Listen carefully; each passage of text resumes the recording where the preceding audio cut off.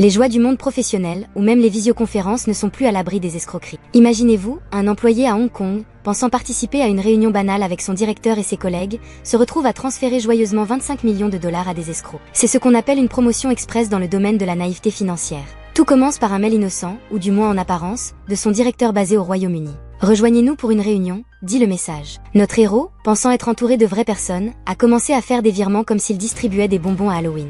25 millions de dollars plus tard, il se rend compte que ses collègues étaient plus faux que le sourire d'un politicien en campagne électorale.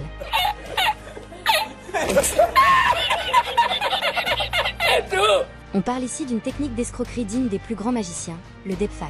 Les escrocs, armés de leurs baguettes magiques,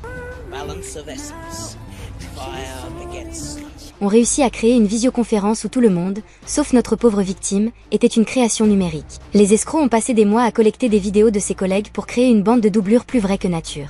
Ils ont maîtrisé l'art du deepfake, une sorte de Photoshop pour les vidéos, mais en version tu croyais que c'était ton collègue, hein?